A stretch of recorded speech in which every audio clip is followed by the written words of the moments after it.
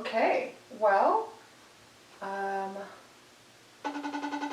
let's go ahead and give my friend Alyssa Foll a call and see if, hi! Well, hello! I feel like it's been forever since I've actually seen you, so it's good to see you. It's great to see you too.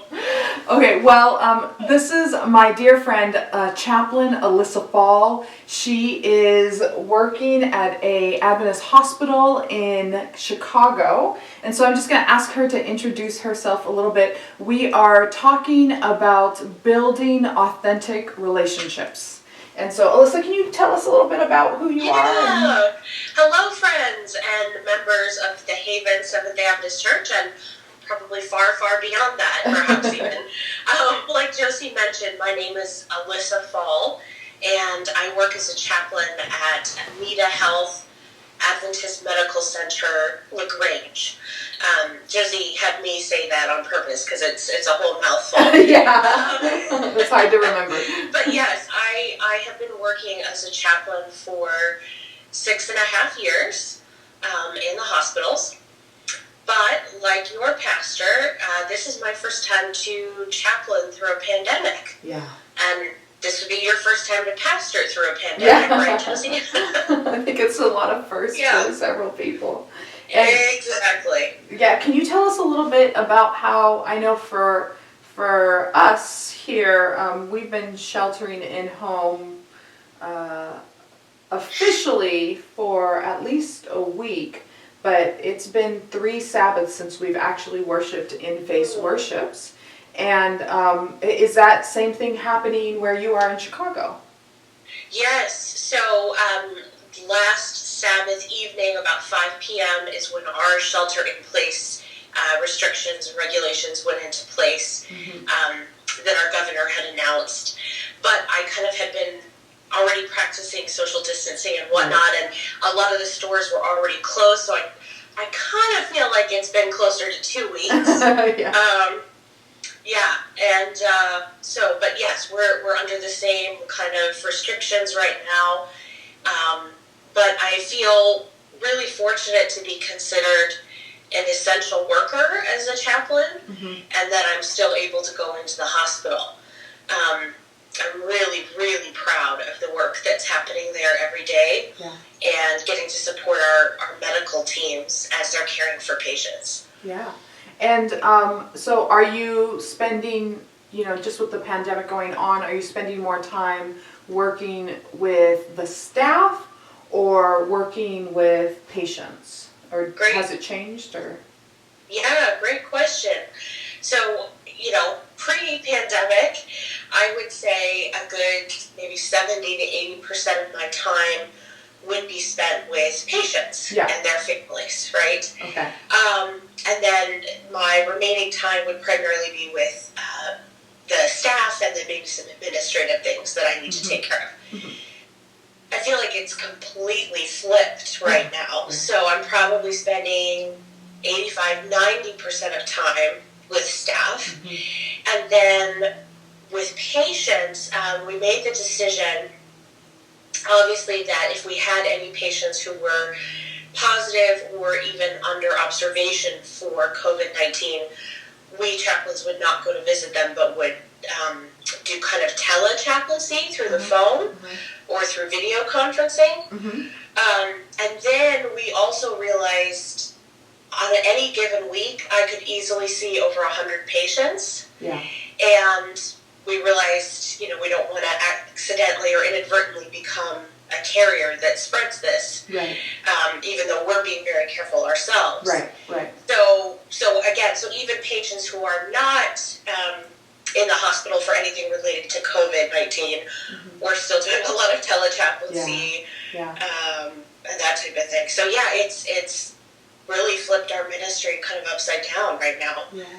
What would you say is, just for people who don't know what chaplains necessarily do, can you just give us a little synopsis? I know that one of the things that chaplains don't like is to be called in to say a prayer, and people think that's all you do. Right, right. I love that you bring that up because one time I was visiting somebody in right before surgery, and the nurse said, "Oh, this is the chaplain. She's here to pray for you." And I'm thinking, no, no, no. Like, It's so if much that more person than wants me to pray, yeah. absolutely, of course I will. It'd be my privilege. But if they're not particularly religious, I don't want that to be the reason that they sort of like push me away. Right. One time I went to go visit a patient and I introduced myself and she said, "Oh, hold up right there. I'm an atheist. I don't believe in God. I don't need a chaplain." Yeah. Yeah. And I said, "Oh, thank you so much for letting me know. Right. Is it okay if I just talk to you human to human before surgery?" Yeah. Like, yeah. you're a fellow human being about to have major surgery. Right. Do you want to talk for just a minute? So yeah. So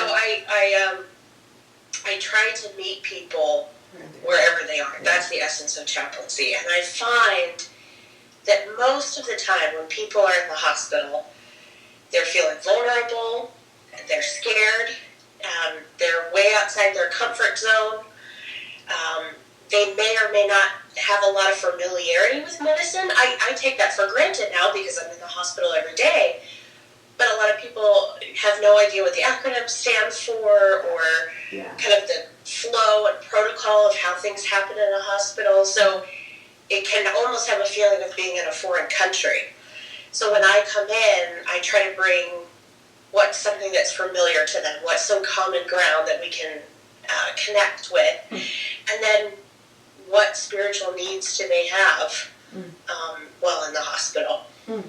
And that's, and one of the things that you also have a skill that I would say I use the word mastered, but only in terms of in the general public. It may not be something that we work on for 8 hours a day, 5 to 6 days a week. So I would say that you've kind of mastered that skill of being an intimate stranger, of someone who can go into deep places of intimacy and vulnerability without knowing somebody. And as we're talking about, I have news posts popping up on my phone right now, of course. But as we're talking about building authentic relationships in the midst of all of this, you and I were having conversations previously about how authentic relationships are even more important now than they were when we had more FaceTime with each other. So, can you share with us, maybe even in your practice at the hospital, and also in your own personal life, like what helps you to build these really strong, authentic relationships, and like what would you classify an authentic relationship? And then second to that is, how do you get there? How do you get there? That's a great question. Well, I think right now one of the things that we are seeing is so much of our, I'm going to use the word scaffolding, the things that we use to prop ourselves up to feel good and to go about our day. And there's nothing necessarily wrong with that scaffolding, right? So something I enjoy is going to my local bookstore and browsing at books. Yeah. And I can do that online, but I can't go in person. Yeah. But that's not an option right now. So I realized that little bit of distraction or that little bit of also pleasure and joy is just not there right now. And you may not even realize that was your scaffolding until it's taken away. Correct. And so I think everybody's feeling that because your routines are out of place, or people that you connected with on a semi-regular basis you're not getting to see face to face. Right. Or you may not be working at your workplace. You may be having to work remotely. So all these things that sort of are rhythms and routines and keep us propped up, so to speak, they're all kind of gone. Yeah. And so in some ways there is a blessing to that. There is beauty to be found in that because it does make us more vulnerable. Right. It makes us more open. And I think vulnerability is the key to really beautiful relationships. Now, that being said, vulnerability is a pretty scary word. Yeah. It's one that I think I certainly didn't fully understand until probably a few years ago. And in particular, Josie, I know you and I have talked about this. For me, one of the greatest teachers on this is Dr. Brene Brown. Yep, that's right. Who is a social worker and a researcher based out of Texas, out of Houston, Texas. She says vulnerability is the courage to show up and be seen when we have no control of the outcome. Is that one of her quotes? Yeah, that's one of her quotes. Okay. Vulnerability is the courage to show up and be seen when we have no control of the outcome. So, thinking about what that might look like right now in this pandemic, I think it's, again, all that scaffolding or things that we might use to kind of put on a facade or a mask to say, oh, I'm fine, yeah, I'm good, oh, we're so busy, you know. That's all gone right now. Yeah. And so we are feeling very vulnerable. We're feeling very, like, you're seeing everything. You're seeing me as I really am. But to choose to keep showing up, even when you have no control over how somebody else responds to you. Yeah. I remember she sent some, I don't know if it was in one of her books, I'm sure it was, where she was talking about, she was asking a question on her Facebook page or something, and or on Twitter, some sort of social media outlet, and she said, what are some examples of vulnerability? And she went through and she said things like saying I love you first, asking for help, getting fired, firing someone, and then she said, they were getting a divorce, getting engaged, getting a terminal illness, and like all of these things where you have lost control, and there are things that have to get done, and you still have to show up anyway. I make a lot of phone calls during the week, and I ask people how they're doing. And one of the things that I get as a response, a general response is, hey, I'm doing great. The Lord is still on the throne, and we're just so grateful for all of the things that we have here. How are you? And so it's not that people aren't allowed to find difficulty in this, because there's some personalities that are like, nothing in my life has really changed. Those are the extreme introverts, the peacemakers. I think I sent you that it is that type 9 personality on the Enneagram. That is like, is it horrible that my life hasn't really changed in this whole thing? It's pretty much what I do every day. And so there are a few of those, but most people in the world are usually a 6, right? And so a 6 is somebody that is quite opposite from that personality, and so tell me what a 6 is. What is a 6? 6 in the Enneagram, which is, by the way, for those who may not know, it's a personality theory. So of course, all theories have their strengths and limitations, but number 6 in the Enneagram is sometimes called the loyal skeptic. So you'll sometimes get like kind of push-pull with the Enneagram 6, but primarily they're really good like doers. They want to be out and doing good and checking on people and having their normal routines, and they're very loyal, right? And they're very consistent. Yeah, and so now this keeps us from having that consistency, but we don't want to talk about how much this change has really impacted us. I really try to myself practice by saying, I have some pretty serious underlying conditions.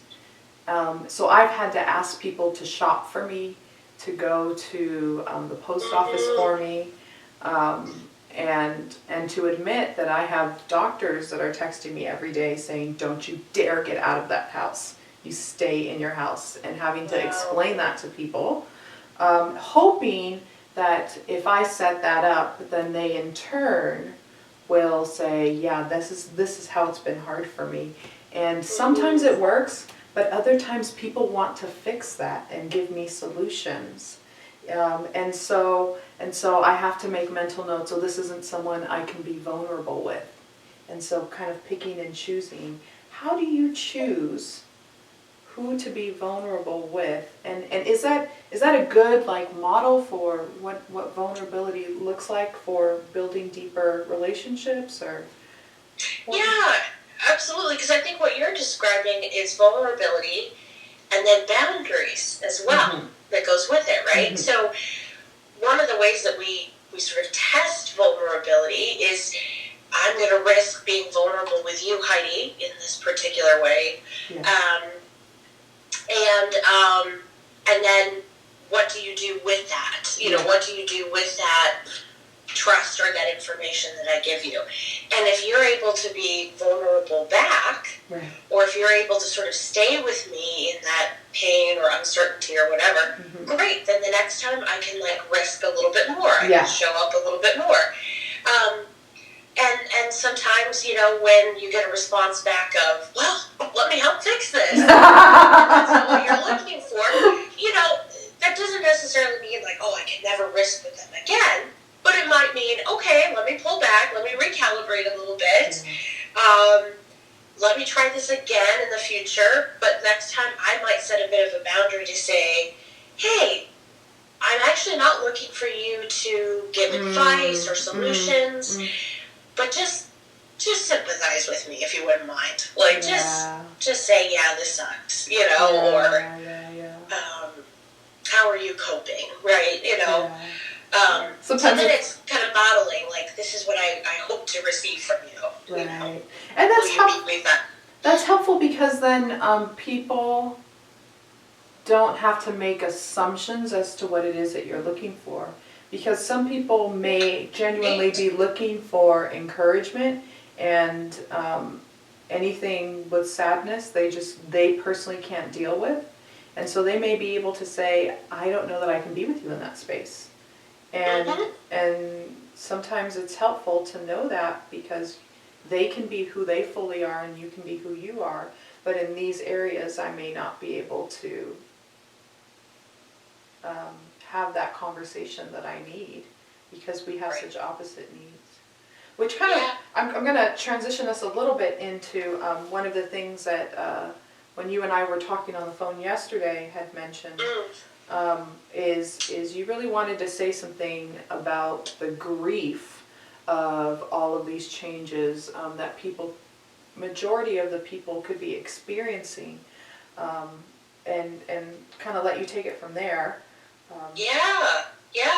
So you're exactly right. Like, grief, very simply put, is a response in us to a perceived loss. Okay. Any kind of loss. So even if it's temporary, right? Like, we all hope and believe that at some point this pandemic is going to be kind of under control. We're going to be able to leave our houses again. But we're still facing some pretty significant losses now. And right? I think it's interesting that you say a perceived loss. So even if even if it's not really a loss, but that's how I perceive it. That's how I take it in. I just have grief over that.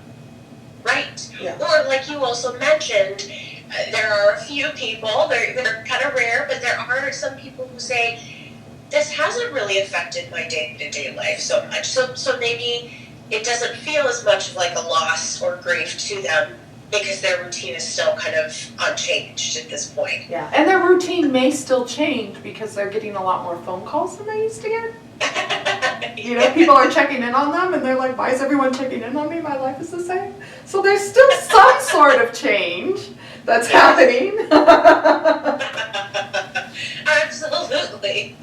But yeah, you know, and I'm thinking back to what you said before about, you know, calling different people or checking in, and they're saying, oh, I'm doing fine, God is still on the throne. Yeah. Both things can exist at the same time. Yeah. So we know that God is on the throne. We know that God is working all things together for good to them who love Him, right? Right. And here's the and it's still hard, and we still have things to grieve, and vacations you had planned, graduations you had anticipated, weddings and funerals, the job, the promotion you'd been counting on, or getting a new job. Like, all of that is changed, right? So it can be both at the same time. But there's a lot of grief right now, and I think just to be honest and say, oh, yeah, I can still trust in God. I can still believe that God is working all things together, and have sadness and grief. And I think about the book of Jeremiah and how people were really sad. Jeremiah was constantly telling the people of Israel, God is going to send you into captivity for 70 years, but there's all these false prophets that are telling you what you want to hear, that God will deliver you in a year or in 2 years, and then they keep coming back a year later, 2 years, and the king was pushing Jeremiah away and saying, I don't want to hear from you because you're always telling me what I don't want to hear. Boy, I think there's some modern parallels in there. I mean, we just heard here that in our April 7 date, which was a county date, it's not a state date, got pushed back to May 1st for when our schools may possibly get started again. And I know as a church, we're planning on this lasting at least through the end of May at the least. And then once May comes in, we're going to revisit and see how we can keep moving forward or what the situation looks like. But people want to hear that this will be over May 7th or April 7th, and then to get that news yesterday that it's being pushed back to May, it's that's hard. Yeah. That's very hard. Well, I think part of, again, this is being vulnerable, right? You can't control the outcome. Right. So part of this grief is I can't circle a date on my calendar. Right. I'm big on countdown apps. Yeah, that's true. I have countdown apps that calculate how many more days till my next vacation, or how many days until this thing happens. There is no countdown app for when the end of this is going to be. Yeah. And that's how hard to live in that uncertainty. Yeah, and so Alyssa is one of the leaders of a women's cohort, and our women's cohort meets once a year for a vacation, for clergy support, and we are looking at possibly not getting to have that time together and spending a little bit more time on Zoom and FaceTime in lieu of that. It's true. I mean, we were hoping to go someplace nice and warm and sunny, and then, of course, being from Chicago, that's especially why I had that countdown app on my phone. Get me somewhere I can see the sun for a while. And we very well may have to postpone or completely rethink, how we're going to do that. And for me, I had a really important professional date coming up to be board certified as a chaplain. So I was going to have an interview and kind of almost like a thesis defense, not exactly, but kind of that sort of style conversation. And I was 24 hours out from meeting with them when I got the news, we've got to postpone. I felt all kinds of things. I felt angry, I felt sad, I felt scared, because I'm thinking, oh man, if chaplains don't want to meet together, and if we're not getting together, what is happening? Wow. Part of it too is they were saying everybody's needed at their hospitals. We can't take the time right this minute to come together for this. Everybody's kind of being called back to their places of ministry. I I've been feeling it in some personal ways too. Yeah, yeah, and for those of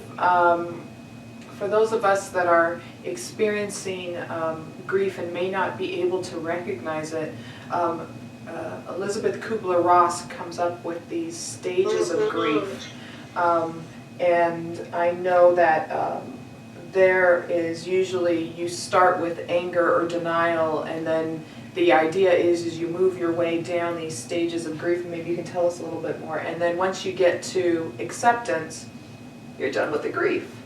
But but so it goes. That's the theory. but that's not what we see. And you don't feel one emotion at the time. You were saying I was feeling sad and I was angry and you feel those things at the same time. So can you talk to us a little bit about how we can identify that if we think we might be experiencing grief right now? Yeah, absolutely. So I appreciate that you did mention Elizabeth Kubler-Ross, and another psychologist that she worked with is David Hessler. Oh, okay. So both of them, but she had kind of said, you're exactly right. Grief, again, like a response to a perceived loss, tends to start with denial. This is not really happening. Yeah. Anger, like, I can't believe this is happening, this shouldn't be happening to me.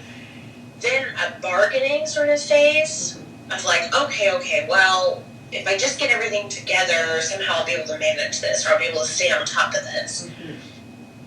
Sadness, or even like depression of just feeling kind of loss of hope and purpose, before coming to a place of acceptance. And some even say, which I kind of like this, rather than acceptance, a place of integration. Like you find a new normal, a new routine that incorporates that loss into your life. Yeah. And I just tend to think of it, rather than stages in such a linear way, as really more of a circle. It's a wheel. Yeah. And on any given day, you could be somewhere in or feeling all of it at once, you know? Because the process of integrating any new information or any new life experience is not a linear thing. It is something, it's kind of like a breakup, right? When you have a breakup, it's not something that happens once. It's something that happens, and then there's conversations, and there's emotions, and there's, you know, and you may get back together, and then you break up again, or, you know, and it's kind of the same thing. That's the most visual form of grief that I can think of, as a breakup, because that is a form of grief, and you want to go back to what was, and I think that what we may have a hard time finding is that as a world, as a nation, as communities, normal is going to look very different after this. Yes. And we don't really know. We don't know what the new normal is going to be. Right. And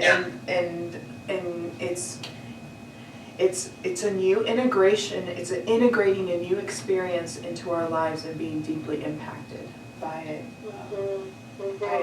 I wonder about if we can kind of put on our, and we kind of have this whole time, but if we put on our thinking theologically hat, like what does this say? What does this say about God, or rather, how does my view of God impact how I cope through all of this? I think if I see God as a God that is someone that gives to me, right?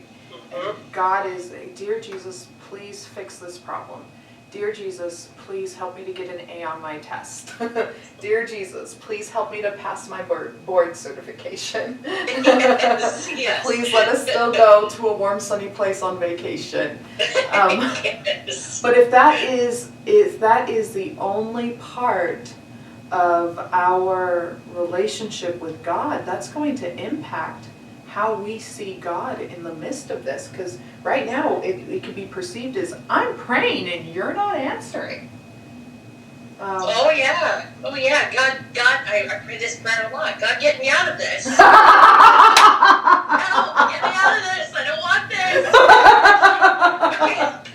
I'm gonna divulge a personal anecdote here, but my mom tells the story. I have a few vague memories of this.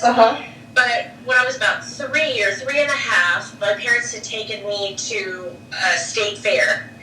And they had a whole bunch of kiddie rides. And one of them was called the Dragon Wagon. Okay. Which was like a roller coaster for like little Yes, I remember those. The Dragon Wagon. And you would sit in one of the cars that was kind of like a long tail of the dragon. Yeah.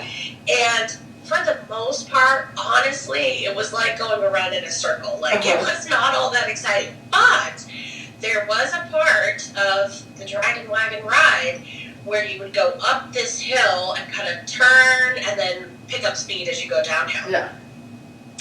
And so when I first got on, I'm clutching on, and I'm very brave. And I'm like, okay, I'll be going on the Dragon Wagon. That was my idea. Okay, here we go. It starts chugging. I'm doing okay. I'm doing all right. Maybe even a quick wave to mom and dad. Okay. We start going up the hill, and I'm like, oh, I don't like this. I don't like this. And then my mom says we get to about the top, which again is not very high, but it was about the top before the little drop. Mm-hmm. And I start screaming at the top of my lungs, Mommy! Mommy! Get me off of here! Mommy! Get me off of the Dragon Wagon! And then, of course, down the hill we went. And then, but my mom said my screams would calm. We got to the straight stretch, I would kind of calm, I'd kind of recollect myself, but then it would start all over again. And I promise I have no long-lasting trauma from this. Okay. But I do recognize that so much when life is going okay or going well, we're like, okay, I got this, I can cope, okay. And then things start getting really bad, and we're like, God, get me off of this ride. I don't want this. Get me out of here. Yeah.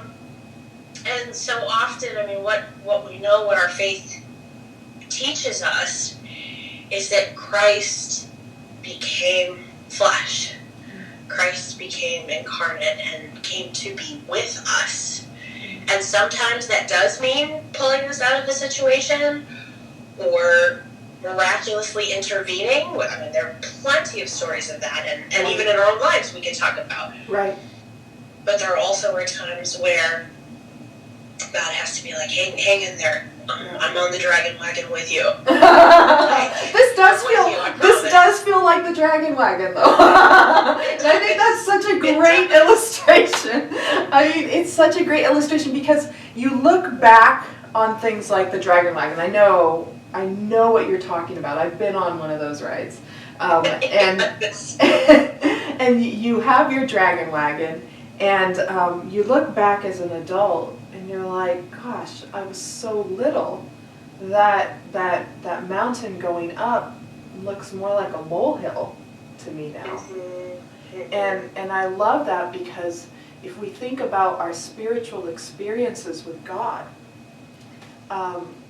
we may look back at some of the scariest moments of our then known world and say, wow, Lord, look at how far you've taken me. I was terrified at that situation, but you have been so faithful to me throughout. And look at where we are now. I look back at that and go, that's not scary. But it was terrifying in the moment. Mm-hmm. Absolutely terrifying. And I love, it's like that image of God saying, in my head I got this image of God, when you were talking about pulling out, God grabbing me and pulling me in a room and closing the door. And then when you were like, but sometimes God goes through it with us, and God just sitting right there next to me while I'm freaking out and trying to get out, and God just being calm, going, hey, I'm going to go through this with you. Well, I think the interesting thing to me now is, when this story occasionally comes up in my family, I talk to my mom and I say, were you ever tempted to run over to the ride operator and like beg them to stop the ride? Right? I mean, that's what I was screaming for, right? Get me off this ride! And she said, no, and this is what's so fascinating is that she wasn't being cruel. She said, first of all, she said, I was watching you the whole time. My eyes were on you the whole time. And I could see how you were able to sort of cope and self-regulate, even though there were some very, very hard times. I was seeing that you were able to kind of calm yourself at some level, even though it was very scary. And so I didn't have to intervene right then and there, right? Now, that's certainly not a perfect analogy. I don't want to stretch that too far. No, but it's helpful. We're going to get into some heresy if we... We'll never be invited back again. We're not there. We're not there. God's eyes are on us the whole time, and not just watching, but literally being present with us. Yeah. Closer than our own breath, right? Closer than our own skin. That's the power of the Holy Spirit. And God says, I know, this is so scary. But I promise I'm going to be with you, you know? And sometimes intervenes, sometimes doesn't. We don't always fully know why, but that promise that God's eyes are on us no matter what.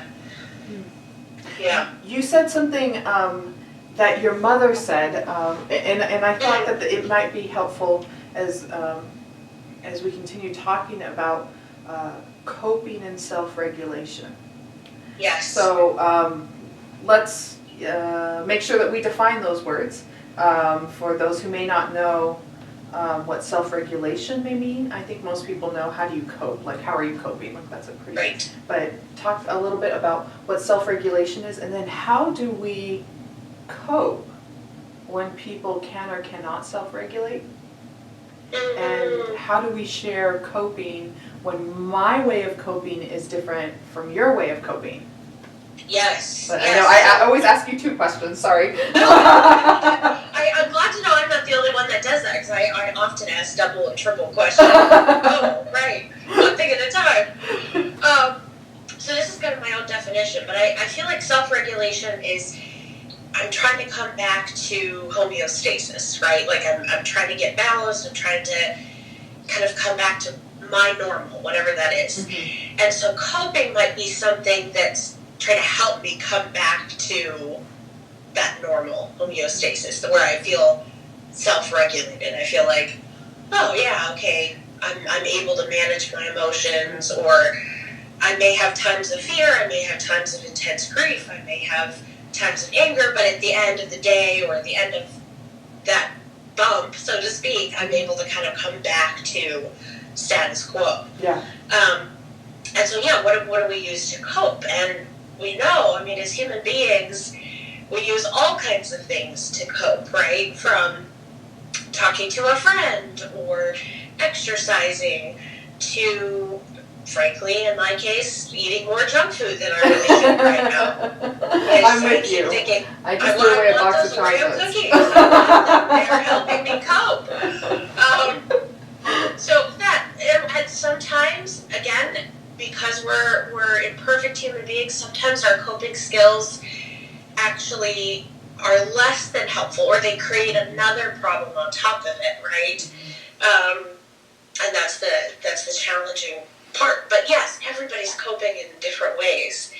And I think even just to sort of name it out loud, I'm thinking in particular, if you're right now sheltering in place with your family, your loved ones, people that you love and adore, but maybe don't spend this much time on a regular basis, or in this close of proximity, it can be helpful to say, you know, one of the ways I'm coping right now is by binging TV.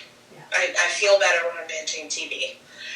And then your partner maybe not binging, like maybe just watching a couple shows. See, that's what I'm saying. You can create more problems. But yes, maybe one person say that. But maybe their partner says, yeah, and how I'm coping right now is by doing spring cleaning and just like being this constant ball of energy and clean, clean, clean, clean, clean. Well, guess what's going to happen when one partner's on the couch having a nice, relaxing time, and somebody else is running around, clean, clean, clean, clean, clean.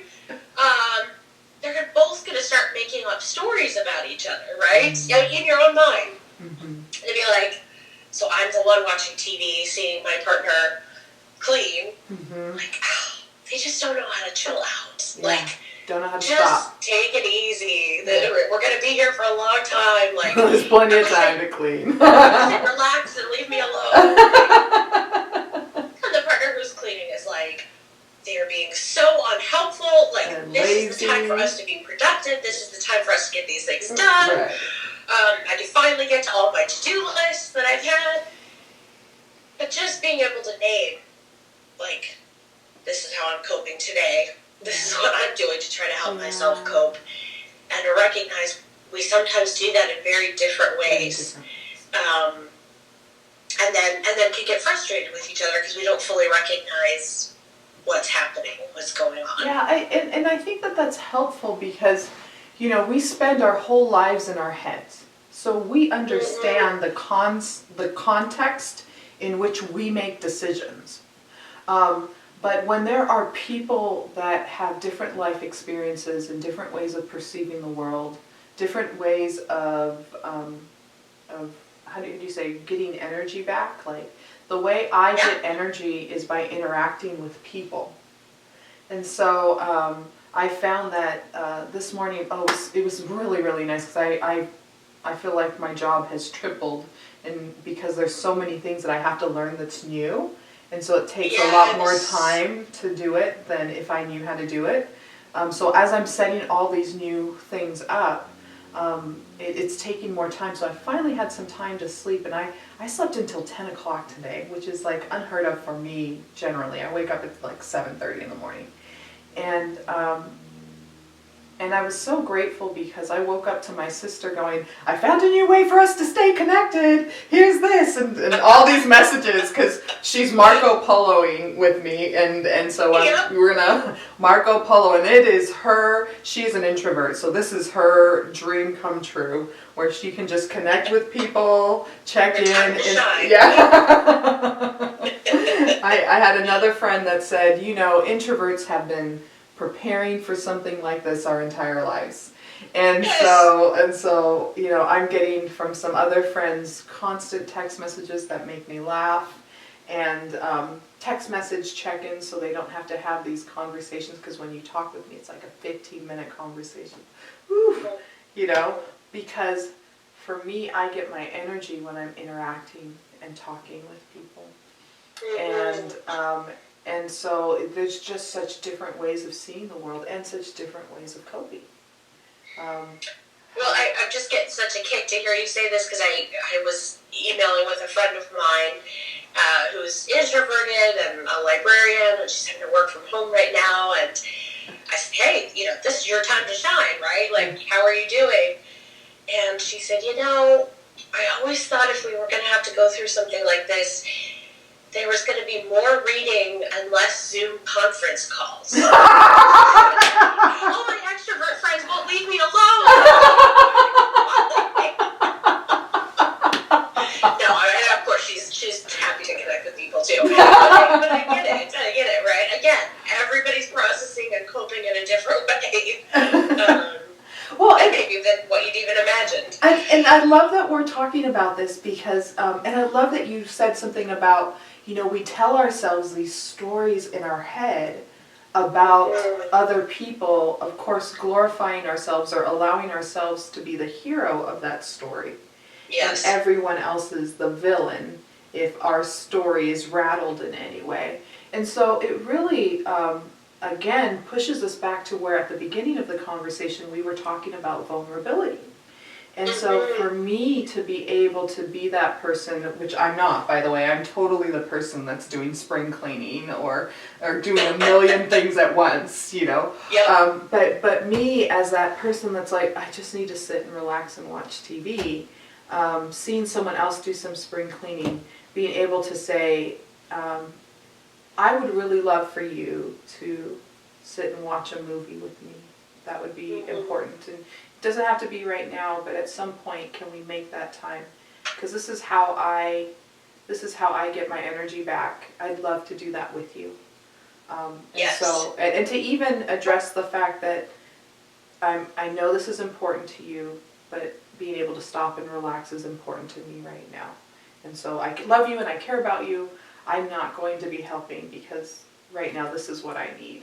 Or as the Speedy Gonzales that might even go, why aren't you helping me? Right. You know, to be able to say, I really want to do some spring cleaning and there's some things that I want to do with you.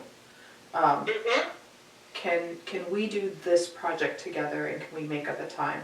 And so asking questions rather than making statements so that other people can answer for themselves and we're not thinking that we're mind readers and can think other people's thoughts. Oh, that's so well said. Yeah, and no, don't attempt mind reading. The pandemic is not the time. It's just not. Don't do it. But no, but I love what you were talking about because it's vulnerability because you're being honest about this is what I'm feeling or this is what I'm needing right now. I don't have control over how this person is going to respond or react, but I can still show up and bring that forward. And it's also boundary setting too, right? To say, this is what I need right now, this is what's okay for me, and this is what's not as helpful, or this is not okay for me right now. And Josie, you and I had talked about this yesterday, that I've got a very dear friend, a mutual friend of ours, who is a news junkie. And that's partly how she's coping with things, is that she wants to read like 5 news sources, on all the things that are happening. And she's texting me throughout the day. I can't. Well, I am definitely staying up on news, but given that I'm at the hospital, some of that is just not helpful. Right now. It's too much. It's too much because I'm already living in the midst of this and I can't handle more. So I've had to say to her, hey, there are going to be some days where I've got a little more emotional space to hear what you've been reading or what you're worried about or what you're thinking about. There also are probably going to be some times where I'm like, hey, I don't want to hear about the news right now. Yeah. And so is it okay if we say that to each other, if we sort of check in to say, hey, how are you right now? Do you have emotional space to talk about this? Or do we need to say, no, we're not going to talk about the news today? Or no, we're not going to do spring cleaning today. Or whatever it might be, right? Well, so I love it. And that encourages you to ask somebody where they are and not assume that they have to be emotionally or informationally, intellectually where I am right now. And it's like I'm respecting the other as a person that is wholly made by God. And what I love is, I love that verse in Psalm 139 that says, you knitted me in my mother's womb. My mother crochets and she does finger crocheting and she'll knit and then she finds a mistake, she unknits it and she reknits it again and she works her way through that. And I think about the intentionality of knitting and sewing and how God sews things. And every time she knits something, one thing, the first one never turns out the same way as the second, third, fourth, fifth, But as she goes along, they may somewhat get a little bit similar, but then she gets bored and is like, well, I don't want everything to look the same. Let's try a new pattern. Let's try a different way. And I feel like the Lord does that with us. Like God makes us all in such a unique way that some of us may be similar, but then others of us are based on a new pattern that God created. And if we are able to recognize that we may not be the same pattern of the image of God, being able to ask someone, do you have the space? Is the pattern that you have been made from Is there space in your pattern right now to help me with some of the things that I'm wanting to do in my pattern set? I love that. I feel like there's something sacred in saying and in honoring the differences in other people. I like how you said that. And I think too, checking in, right? Because it can vary so much day to day or hour to hour right now. Yeah. And, really, you're like, well, I was feeling good this morning. And just, it's all gone downhill. So,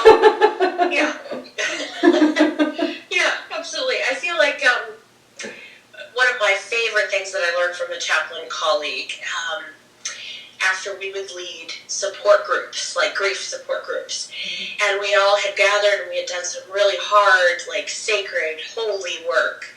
And one of the things she would send everyone out with at the close of our time is she would say, please be gentle with yourself and be gentle with others tonight. Gentle with others, that's good. And I loved that. Like, please be gentle with yourself. And it made me think of the scripture from Philippians 4:5 that says, let your gentleness be seen by all. And then the very next breath, the Lord is near. And I love that. So I think that's what I would say, if there's anything to take away from all the richness that we've talked about, we're getting to that point in this process of however long it's going to be where we're kind of past the fun stage, right? Like, we've gotten into the deep recesses of Netflix. It's hard to be with your spouse every day, or it's hard to have your kids home for 24/7. We're getting to that place where it's getting harder. And so how can we practice and be gentle with ourselves, be gentle with each other, and then holding on to the promise that the Lord is with us. The Lord is near. I love that. And just because things aren't getting to where I want them to be right now does not mean that God is further away from us. I always found that in places of anxiety or in places of frustration, that God is very close, but sometimes the strength of those emotions blind us from seeing anything besides what is right in front of us, blinds us from being able to see the bigger picture. And so I love that. The Lord is near. The Lord is not far away from us. God is right here with us, walking us through this while we are on our, what was it, the dragon wagon? The dragon wagon. Yes. It's really true. Well, and you were the one that referenced Psalm 139 a little while ago, and Psalm 139:5 says, you have beset me behind and before. Or another translation would say, you have hemmed me in, like you've blocked me, literally. And then it says, you have laid your hand upon me. Like just when you reach out and you put your hand on somebody's shoulder and you give it a little squeeze, or you reach out and you take somebody's hand, right? This is a painful time. I can't sermonize it away or theologize it away. But I do think that for whatever reason, we are kind of being hemmed in behind and before, and this is our chance to sort of look for how God is with us in this. Well, Alyssa, thank you so much for your time. I know a majority of what you do is helping people hold their grief and helping people walk through that and recognize where God is in the midst of that. So thank you for helping us do that today. And it's been a pleasure. Could you say a word of prayer for us before we go? Absolutely. I would love to. That's right. Oh, gracious God. God who is with us. That's the preposition that you've chosen. With us. Emmanuel. Lord, right now, this is a time that a lot of us are wishing we could fast forward or rewind or skip over. We want so much for there to be an end to this uncertainty and unknown.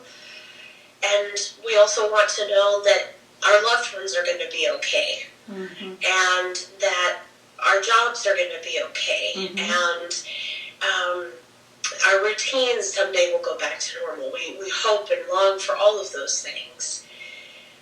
But in this time, Lord, where you have really slowed us down, where so much of our scaffolding is taken away at the moment, when we're really left to face ourselves, to face you, to face people that we are in community with and in relationship with, in that we just pray that you will come near to us, Lord Jesus.